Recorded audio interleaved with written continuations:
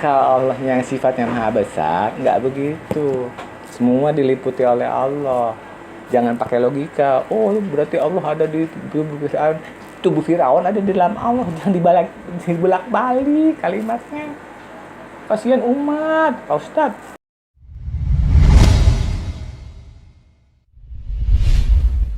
بسم الله الرحمن الرحيم.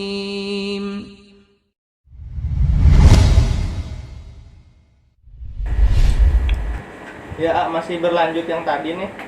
Jadi penjelasan tentang beberapa pemahaman lewat Ustadz Firanda itu, yang terakhir ini adalah pemahaman dari Salafi. Nah, dari pemahaman Salafi itu kan disebutkan oleh Ustadz bahwa dalilnya itu banyak. Salah satunya Al-Quran diturunkan berarti dari atas ke bawah. Salah satu contohnya. Terus Wahyu, menurunkan wahyu. Iya, menurunkan wahyu. Pada saat Isra Miraj juga kan, Nabi Muhammad naik ke langit, berarti Allah ada di atas langit. Gitu. Terus ada juga pemahaman tentang Allah turun ke langit dunia untuk menerima permohonan hambanya. Nah, apakah pemahaman seperti itu tuh tepat atau enggak? Karena pemahaman yang seperti Jahmiyah, Asy'ari dan Mu'tazilah, terus Wahdatul Wujud itu semua dianggap sesat. Yang benar tuh pemahaman dari Salafi karena dalilnya banyak gitu. Bingung juga ya nih. Kalau sangat disayangkan kalau ada ustadz yang berani mengatakan si A sesat, si B sesat, karena udah melanggar ayat sendiri. Karena Allah udah bilang, Allah udah mengatakan hanya Allah yang tahu siapa yang tersesat dan siapa yang mendapat petunjuk. Sekarang kalau dibilang Allah itu ada di langit,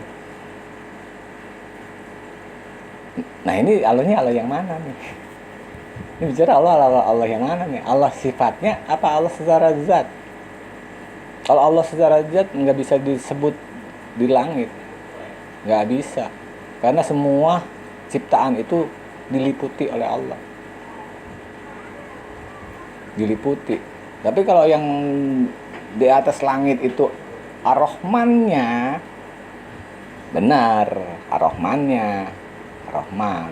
Jadi kita itu bisa bertemu wujud Allah. Allah itu kan sifatnya wujud ada. Ya, itu bisa ditemui, itu berupa kita temui itu sifat-sifatnya, bukan zatnya. Jangan sekali-kali bicara zat. Jadi kalau disebut di atas aras itu bukan zat Allah, bukan Ar-Rahmannya, sifatnya. Terus bilang ada dalilnya. Orang Nabi Muhammad Mi'raj untuk menerima perintah sholat ke langit ke-7. Dalil yang mana Nabi Muhammad mendapat perintah sholat 5 waktu pada saat Mi'raj? Nggak ada. Di Al-Quran tidak mengatakan seperti itu. Hadis kalau bertentangan dengan Al-Quran perlu dicurigai. Apakah benar Nabi bicaranya seperti itu? Karena Allah yang mengatakan Nabi Mi'raj itu untuk memperlihatkan supaya Allah bisa memperlihatkan sebagian kekuasaannya, sebagian kekuasaan Allah. Dan itu ada ayatnya. Jadi Nabi Muhammad itu ke Mi'raj itu untuk diperlihatkan sebagian kekuasaan Allah, dan pandangannya pun enggak melebihi apa yang sudah ditetapkan sepandangan itu. Jadi enggak bisa mau kemana-mana melihatnya. Jadi enggak ada perintah sholat 5 waktu ada di Al-Quran, turun dalam bentuk wahyu, bukan pada saat Mi'raj. Yang pada tahu, Ustadz pasti tahu lah Sholat 5 waktu itu adanya di Al-Quran pada saat turun wahyu, bukan pada saat Mi'raj. Ya kan? Banyak ayatnya, ada beberapa ayat. Tinggal dilihat aja, kaji. Nggak mungkin. Lewat Mi'raj itu nggak mungkin, karena ayatnya udah jelas untuk memperlihatkan kekuasaan. Sebagian kekuasaan Allah. Nah kalau yang itu Allah turun ke langit dunia untuk menerima permohonan hambanya itu gimana tuh? Ya, kalau bicara Allah itu tuh bukan, jangan pernah bicara tentang zatnya. Kalau zatnya Allah itu ada di atas langit, ya kan? Makanya Allah turun, ya. Pada saat orang-orang tahajud gitu kan, pada bermohon, ya kan? Allah turun ke langit dunia gitu ya. Jadi siapa yang berdoa memohon, Allah turun. Sekarang gini, di Indonesia sekarang jam berapa? Terus di Eropa jam berapa? Di sana jam berapa? Habis turun Allah nggak naik-naik lagi dong nantinya. Lah kan 24 jam ini kan di sini posisinya berputar terus. Lah kapan naiknya? Jangan bicara ini sesuai logika. Pakai logika, masuk logika. Justru itu logika yang belum nyampe. Kalau Allah secara zat itu kayak itu menjasadkan Allah, itu namanya menjasadkan Allah. Jadi jangan memahami Allah turun itu bukan berarti turun secara sosok, secara zat. Ada yang kayak ini aja turun tangan, terus tangannya turun gitu. Bahasa Arab kan itu bahasa halus banget tuh, bahasa seperti bahasa pantun, bahasa syair yang harus punya kajian dalam. Makanya pakai bahasa Arab. Bahasa Arab itu sebenarnya bahasa dalam. Cuman secara lahiriahnya aksaranya ada. Hakikatnya itu bahasanya bahasa jiwa, bahasa dalam. Mereka kan nggak percaya adanya namanya bahasa jiwa. Artinya mereka nggak punya jiwa. Kalau nggak percaya adanya bahasa jiwa. Sebelum kita bicara, yang bicara siapa? Jiwa dulu kan. Sekarang mulut itu kan cuma aplikasi apa yang kita bicarakan. Pernah nggak sendirian, diem menyendiri, ngobrol nggak? Siapa yang diem sendirian nggak ngomong? Tapi kan nggak begini kan ngomongnya kan? Nggak begitu kan? Lah kan kata Ustadz itu kan kalau bicara ya harus begini. Ini ada suara. Buktinya dia kalau suruh diem, pasti dia ngomong, tapi kan nggak bersuara. Itu yang disebut bahasa jiwa, bahasa kalbu, ya kan? Bahasa pikiran, kesini kan diperkecil lagi kan. Jadi jangan seenak-enaknya aja yang mengkaji-kaji pemahaman orang lain. Apalagi pemahaman tentang Al-Quran dikaji pakai logika. Bicara orang lain nggak boleh pakai akal sesat kayak Mu'tazilah. Tapi dia pakai logika. Logika itu anak cucunya akal, itu logika tuh.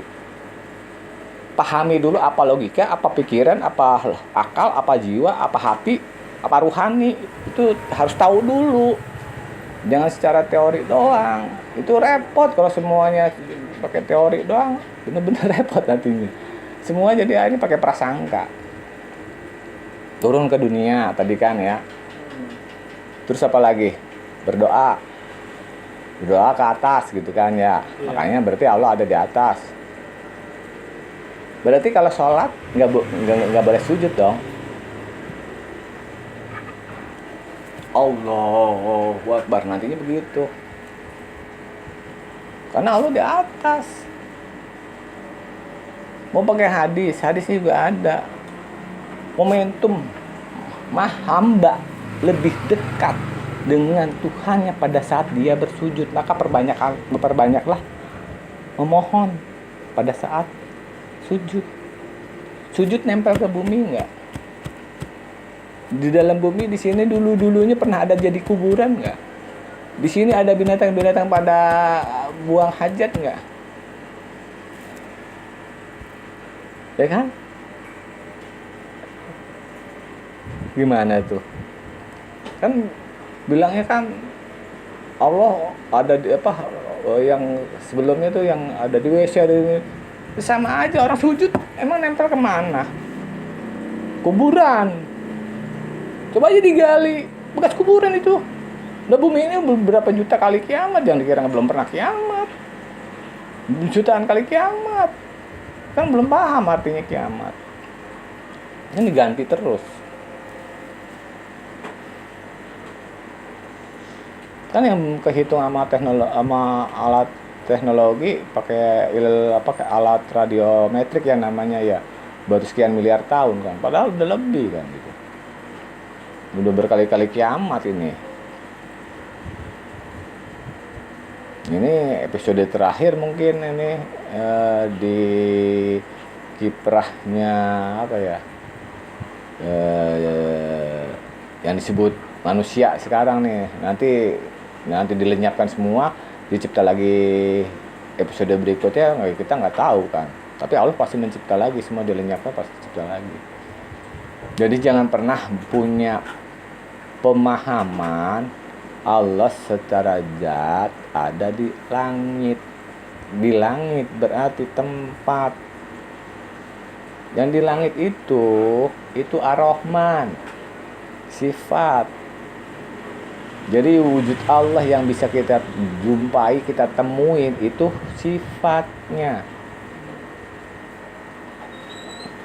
Sifatnya yang maha pengasih. Ya kan sebelumnya kan ngomong aras tuh ya, inget kan yang mengenai aras. Bisa ditemuin nggak? Ilmu pengetahuan udah menemukan malaikat loh. 8 malaikat. Ayatnya ada kan? 8 malaikat memikul arsy Allah kan? Terus ilmu pengetahuan menemukannya apa? 8 penjuru mata angin. Nggak mungkin malaikat secara sosok, tapi secara energinya itu yang bisa dideteksi, bisa ketemu. Kan ada di sini tempat tinggal kita.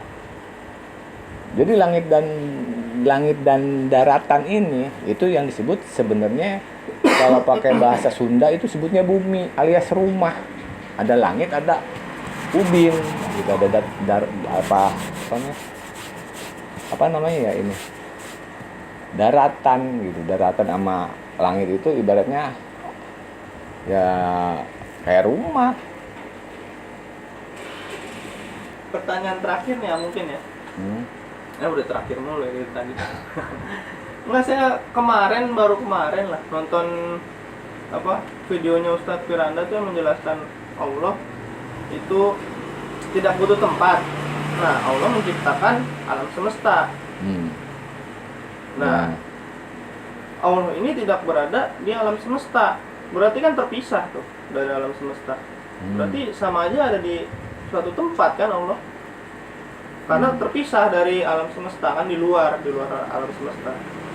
Iya, tapi pemahaman beliau, pemahaman Ustadz itu mengatakan ya Kak, sejak awal ada di situ gitu ya. Iya. Karena itu bukan suatu tempat. Nah itu kan sebenarnya kalau dipikir-pikir kan jadi lucu. Jadi ya berarti Allah di suatu tempat lah. Jadi tempat itu malahan. Iya, kalau pemahaman seperti itu malah jadi ya gini. Pusing juga ya ngadepin satu ini nih. Allah itu sejak awal yang ada kan hanya Allah, ya kan. Yang ada cuma Allah. Waktu dan tempat itu dicipta untuk manusia. Allah yang mencipta. Alam semesta itu ruang dan waktu, ya kan? Ruang dan waktu. Ruang itu kan menyatakan suatu tempat kan? Iya. Ruang dan waktu. Jadi adanya ruang dan waktu. Ruang itu kan suatu tempat. Terus dia bilang Allah tadinya tidak ada di suatu tempat. Kemudian Allah mencipta alam semesta. Iya. Ya kan? Yo, yang di video yang dibilang alam semesta itu bulat. Iya. Kata siapa bulat? Yang bulat itu bumi, planet-planet itu bulat, alam semesta tidak bulat. Pak Ustadz, belajar hasil penelitian ilmu pengetahuan dilihat. Jadi ayat-ayat kauniyah dikaji, ya kan? Kebetulan yang mengkaji yang kata ustadz-ustadz itu mereka disebutnya orang kafir, tapi mereka memberikan informasi ini bener loh Al-Quran. Kan lucu, dikafir-kafirin tapi mereka justru pengen ngebuktiin, ya kan? Alam semesta itu katanya bulat, ya kan? Itu alam semesta. Jadi kalau Allah ada di dalam alam semesta berarti masih butuh tempat. Makanya Allah di luar alam semesta.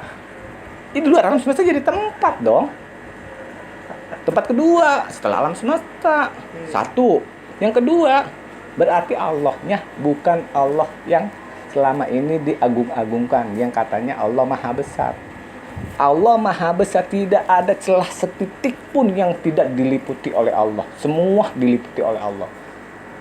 Makanya alam semesta harus ada pasti ada di dalam Allah karena Allah Maha Besar. Kalau terpisah begitu, berarti Allah belum Maha Besar, kan ada alam semesta yang tidak diliputi oleh Allah. Iya. Terus yang meliput alam semesta ilmunya gitu. Jadi kayak CCTV. Itu kan pikiran. Itu pikiran itu tuh logika. Ya, jadi yang mutajilah dia sebenarnya. Yang mutajilah tuh dia. Ngatain orang mutajilah tapi dianya sendiri sebenarnya mutajilah. Itu pakai pikiran itu. Kalau pakai ayat udah jelas Allah meliputi segala sesuatu, selesai. Jangan ditafsir. Nggak boleh ditafsir, udah. Kalau pakai ayat lagi. Ya kan? Ar-Rahman ada di atas ars. Ya kan? Ar-Rahmannya. Jangan ditafsir jadi Allahnya. Wah, kacau semua ini. Hati-hati umat ini, bawa umat ini. Jangan-jangan ini sekolahnya di tempat sekolah yang emang kitab-kitab atau buku-buku yang udah khusus di sini doang, yang nggak pernah diteliti kebenarannya. Pokoknya plek aja paling benar karena tempatnya sekolahnya di tempat Nabi dilahirkan, mungkin dianggapnya benar. Hati-hati. Justru penyusup-penyusup yang akan menghancurkan tuh melihat kelemahan-kelemahan itu nanti dimasukin. Jadi intinya kalau Allah di luar alam semesta, Allahnya belum Maha Besar, berarti beda jelas. Allahnya belum Maha Besar. Makanya kan nanya, Allah yang mana Allahnya? Kalau Allahnya yang sifatnya Maha Besar, nggak begitu. Semua diliputi oleh Allah. Jangan pakai logika. Oh, berarti Allah ada di tubuh Firaun ada di dalam Allah. Jangan dibolak-balik kalimatnya. Kasihan umat, Pak Ustadz. Kasihan umat. Beneran kasihan. Jadi jangan merasa bangga diri, udah punya sekolah tinggi, ya kan, hafal Quran, hafal hadis, seolah-olah itu paling benar. Yang paling benar cuma Allah.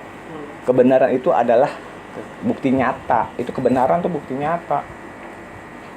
Ya kan? Bukti nyata itu kebenaran. Jadi nggak ada alam semesta disebut alam semesta hasil sampai saat ini, hasil penelitian itu bentuknya bulat, nggak ada. Kayak trompet toh alam semesta itu bentuknya seperti trompet. Makanya kan orang kafir takut juga kan, karena apa? Ditiup sang kakala trompet kiamat, ya kan? Karena itu ditiup kiamat, hancur semua benda-benda langit. Karena bentuknya kayak trompet. Yang bulat itu bumi, Jupiter, matahari, bulan. Itu bulat. Tapi alam semesta tidak bulat, Pak Ustadz. Ya mungkin suatu saat dia hasil penelitian berikutnya ternyata Pak Ustadz yang benar jadi bulat gitu kan. Mungkin juga sih, mungkin. Ya, kita nggak tahu. Karena kan memang kebenaran itu nanti kan bertahap, sedikit demi sedikit diketahui. Bisa juga sih nanti suatu saat Pak Ustadz yang benar, walaupun nggak pernah meneliti, cuma pakai katanya, ya kan, perkiraan doang. Harusnya pakai penelitian. Karena apa? Allah yang memerintahkan, ya kan, berpikir, merenung, kan. Berpikir itu bukan berpikir begini, bukan. Alam semesta, kenapa ada langit, ya kan, kenapa ada bumi, Terus di mana langit? Langit 1, 2, 3, 4, 5, 6, 7. Itu bisa dilihat. Jangan dibilang nggak bisa dilihat. Alam ilmu pengetahuan udah mendeteksi, udah bisa mengetahui. Pelajari itu aja ya sampai exosfer, dari troposfer ya, itu disebutnya langit. Ini udah bentar lagi udah harus selesai. Oke, sampai sini aja dulu ya. Cukupkan, nanti kajian berikutnya lain waktu aja lagi ya. Biar tuntas yang lain-lainnya ya, nyusul aja lagi. Oke ya. Terima kasih. Assalamualaikum warahmatullahi wabarakatuh. Waalaikumsalam warahmatullahi wabarakatuh.